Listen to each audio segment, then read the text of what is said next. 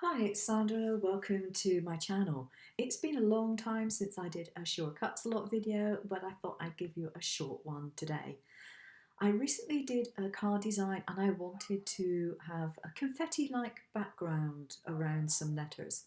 And I took a few minutes just to think how I would best easily do the confetti bit. Right, so here we go. There are a couple of ways of doing this. Now the first way is to do a simple rectangle. Oops, why did that not draw? Okay, a simple rectangle like so. And then you want to take your eraser, we want to make sure it's relatively small, and you want to zigzag up and down, you want to zigzag across, and you probably want to go diagonally in both directions. Like so. And you can do this with different size bits, different size erasers. You know, if you miss a bit, if you've got a big chunk, go over that area again. There we go.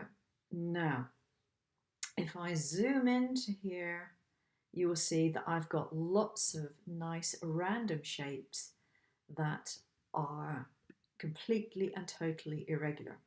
So select them and break them apart. And for example, if I wanted to put these into a circle or circle-like shape, it's not completely circular because I didn't bother restraining it. Take the colour out of there, and then I am going to just put these bits in completely and utterly at random. So you can do it that way. You could have started off with a circle in the first place and done it and just, done the erasing part of it.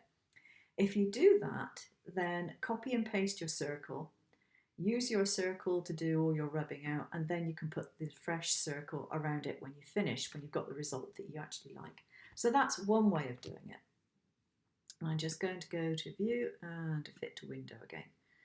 So the other way of doing this is by actually creating the objects. Now, if you want to have regular rectangular bits of confetti, for example, what you need to do is to go to View and Actual Size. That's always a good idea, to give you more or less the size you're going to come up with.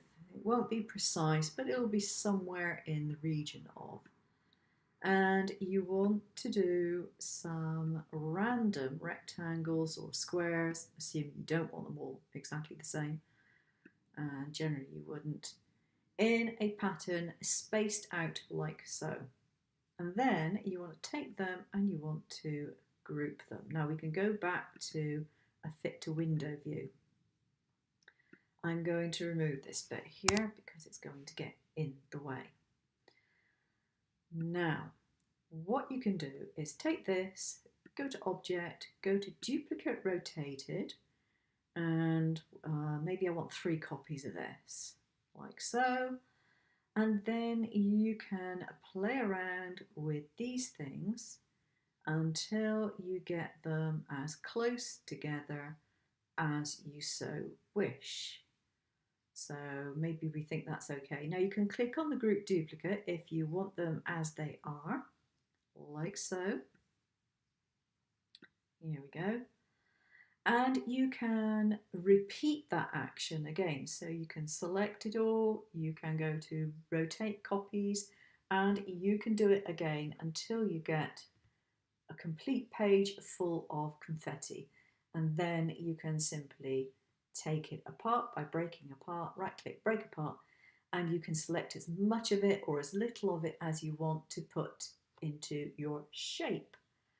And indeed you can, if I do, for example, a triangle, let's go for a triangle like so, and I can put that over there, and then I can go to path, front minus back, there we go, and we have the confetti taken out. Now you can do it the other way around so that you end up with the confetti in it rather than the holes. In most cases, what I actually want is that version. So I want to put something behind a piece of card that shape and have the confetti bits in, say, I don't know, a glitter vinyl or something or other of that type. So that's how you do a confetti, a randomized confetti background in Shortcut slot. And I hope you find it useful. Thanks for watching. Take care now. Bye bye.